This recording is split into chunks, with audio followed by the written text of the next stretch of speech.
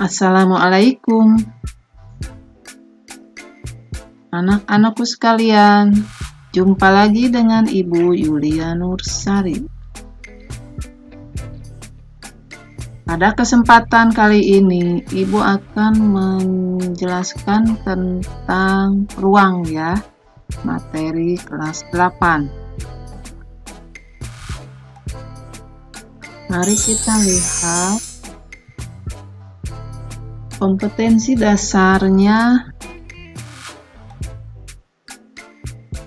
Menjelaskan peluang empirik dan teoritik suatu kejadian dari suatu percobaan. Kemudian menyelesaikan masalah yang berkaitan dengan peluang empirik dan teoritik suatu kejadian dari suatu percobaan. Kita lihat indikator menentukan ruang sampel dan titik sampel suatu kejadian. Kemudian tujuan pembelajarannya yaitu setelah pembelajaran ya, kalian dapat menentukan ruang sampel dan titik sampel dari suatu percobaan dengan mendaftar diagram pohon dan dengan tabel melalui tayangan PowerPoint atau video. Sekarang kita ke materi ya.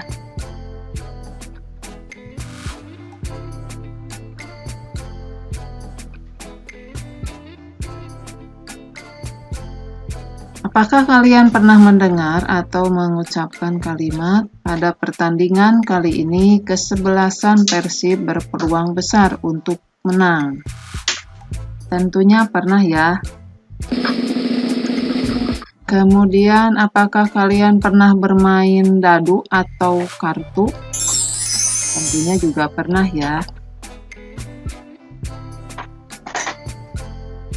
Nah, sekarang apakah kalian pernah melihat kegiatan seperti berikut?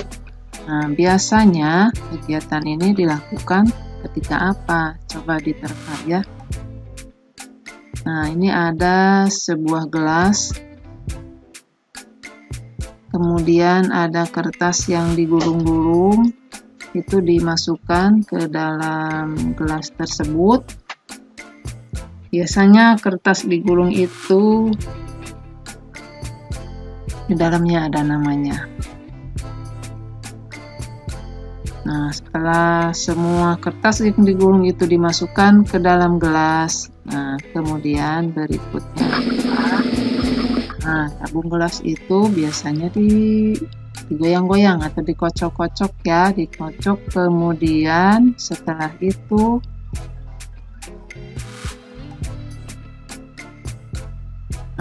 kemudian berikutnya gulungan kertasnya yang ada di dalam gelas tadi itu dikeluarkan ya satu.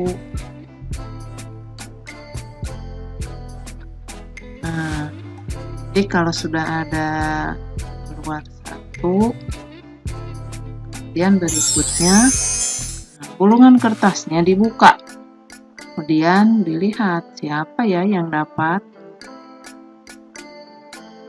Mari kita lihat. Ternyata gulungan kertasnya bernama Ibu Yulia. Hore, Ibu Yulia dapat.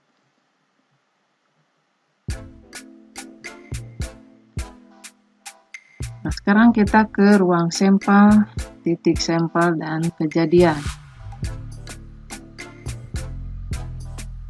Perhatikan mata uang logam yang ditos. Ditos itu artinya dilempar biasanya ya. Bagian mana yang akan muncul? Ini misalnya uang logam ya ditos, kemudian nanti yang akan muncul biasanya ada depan ada belakang, depan dengan gambar dan belakangnya angka. Atau muncul kalau tidak gambar muncul angka. Jika ruang sampel disimbolkan dengan huruf S, maka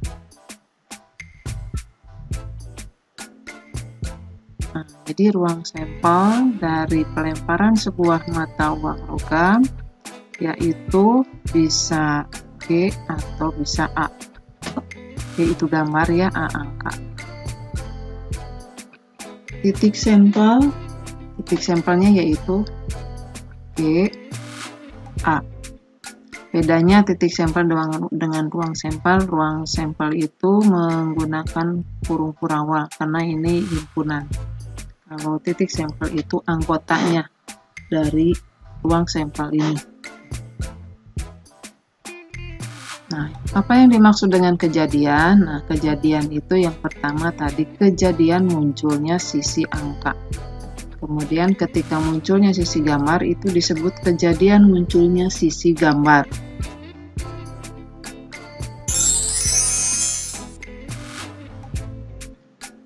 Nah, sekarang menentukan ruang sampel suatu percobaan. Untuk menentukan ruang sampel suatu percobaan, ada 3 cara, yaitu dengan mendaftar. Contohnya, ruang sampel dari sebuah mata uang logam. Ruang sampelnya, kalau dengan mendaftar, ditulis kurung Kurawal, kemudian A, G, Kurawal tutup. Kemudian dengan diagram pohon. Contoh, ruang sampel dari 2 mata uang logam. Nah, mata uang logamnya 2 ya.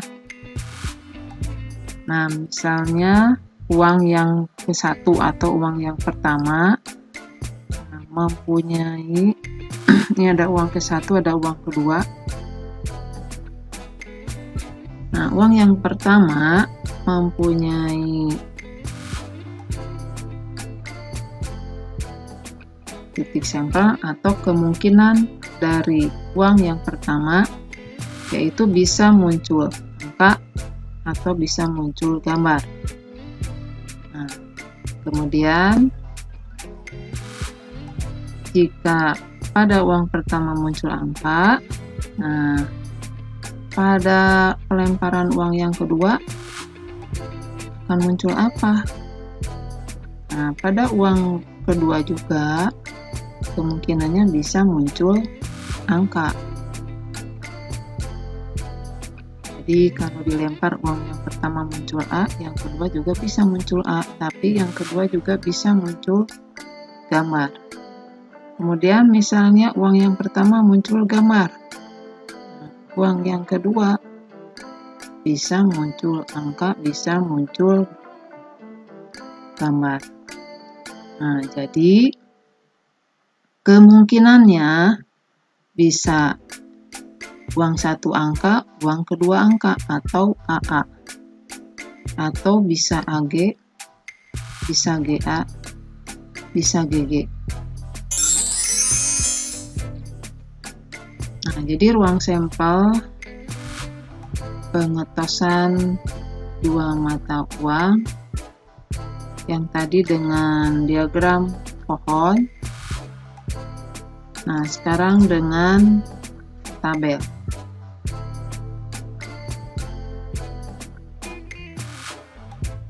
Misalnya ini uang yang pertama, kemungkinannya bisa A, bisa G.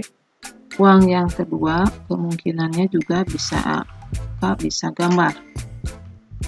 Sehingga kalau dilempar, ini bisa dari uang ke-1 angka, uang kedua angka AA, atau bisa juga AG, atau bisa GA, atau bisa GG.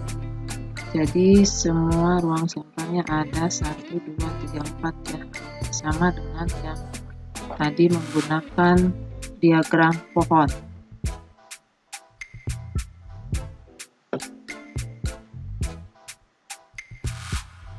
Sekarang kemungkinan mata dadu yang muncul pada pengetosan sebuah dadu atau pelemparan sebuah dadu.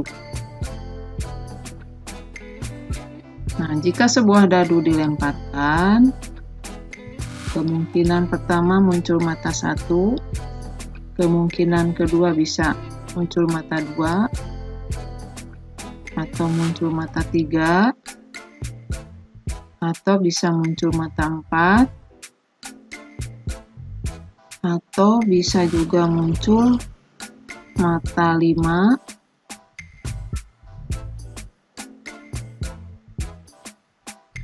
atau bisa juga muncul mata 6.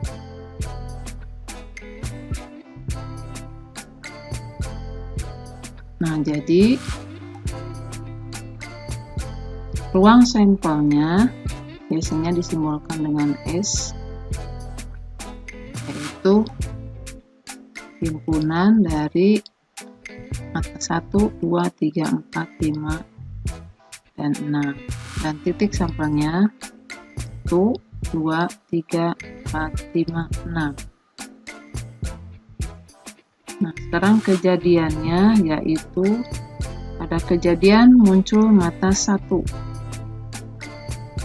kejadian muncul mata 2, kejadian muncul mata 3, kejadian muncul mata 4, kejadian muncul mata 5, dan kejadian muncul mata 6. Nah, ruang sampel dari pengetosan dua buah dadu yang bersamaan jika menggunakan tabel seperti ini. Misalnya ini dadu yang pertama, kemungkinannya itu mata 1, 2, 3, 4, 5, 6, dan ini dadu yang kedua 1, 2, 3, 4, 5, 6. Nah, jika dilemparkan kedua dadu tersebut bersamaan, maka bisa muncul dadu pertama 1, dadu kedua juga 1, atau 1, 1, atau bisa 1, 2, bisa 1, 3, 1, 4, 1, 5, 1, 6, dan seterusnya sampai 6, 6. Dan ini semuanya ada 36 ya. Jadi anggota ruang sampelnya banyaknya ada 36 pada pelemparan dua buah dadu secara bersamaan. Nah, sekarang ruang sampel dari pengetosan sebuah dadu dan sebuah mata uang logam ditos atau dilempar bersama-sama. Nah, kemungkinannya bisa dari dadu muncul mata 1 dan dari uang muncul angka, atau bisa juga dari dadu muncul mata 3, dari uang muncul gambar. Atau bisa kita lihat ruang sampelnya. Nah, jika dengan diagram pohon, dari dadu, kemungkinan dari dadu bisa cuma 1, 2, 3, 4, 5, dan 6. Dan kemungkinan dari uang, nah, jadi kalau dari dadu mungkin muncul mata 1. Nah, sekarang dari uangnya bisa muncul angka, bisa juga muncul gambar. Nah, dari dadu muncul mata 2. Nah, dari uang bisa angka, bisa gambar. Nah, begitupun untuk mata dadu 3, bisa angka, bisa gambar pada uangnya. Kemudian mata dadu 4 juga bisa berpasangan dengan angka atau gambar. Kemudian dengan mata dadu 5 bisa berpasangan dengan angka atau gambar. Kemudian mata dadu 6 bisa angka dengan gambar juga bisa. Nah, jadi ini semuanya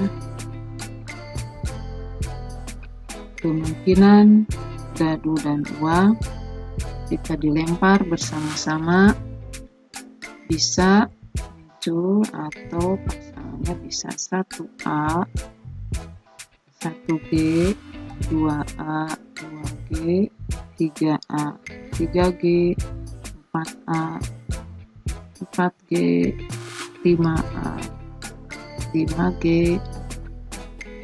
6A, 6G. Jadi semuanya ada 1, 2, 3, 4, 5, 6, 7, 8, 9, 10, 11, ada 12. Ini dengan diagram pohon. Nah, sekarang bagaimana jika menggunakan tabel? Nanti tinggal kalian perhatikan, dilihat mana yang lebih mudah, apakah dengan diagram pohon ataukah dengan tabel. Kemungkinan dari dadu itu 1, 2, 3, 4, 5, dan kemungkinan dari uang logam yaitu angka atau gambar. Nah, jika kita pastikan yaitu bisa A1, A2, A3, A4, A5, dan A6, bisa G1, G2, G3, G4, G5, dan G6. Ada 12 juga sama ya. Nah, ini tergantung kalian bisa menggunakan diagram pohon atau bisa menggunakan tabel. Nah, sekarang kesimpulannya, ruang sampel itu adalah kumpulan dari semua kejadian atau hasil yang mungkin dari suatu percobaan. Dan titik sampel adalah anggota dari ruang sampel. Nah, itu untuk materi dari ruang sampel dan titik sampel.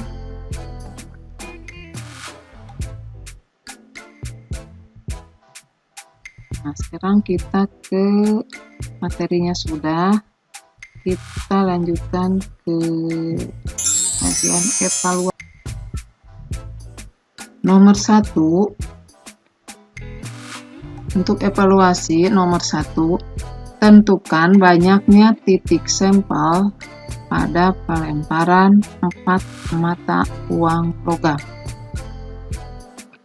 Nomor 2, tentukan banyaknya titik sampel kejadian dalam suatu percobaan pelemparan secara bersama-sama dari sekeping uang logam dan sebuah dadu.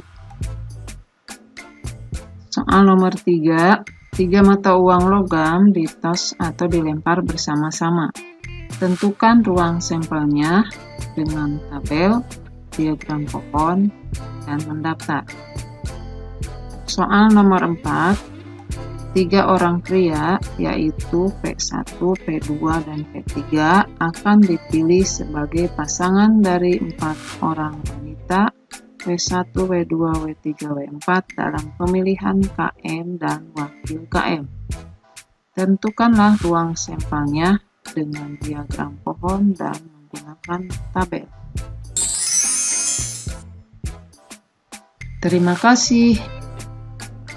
Nah, itulah materi dan evaluasinya ada 4 hal ya. Semoga anak-anakku sekalian dapat mengerjakan soal evaluasinya.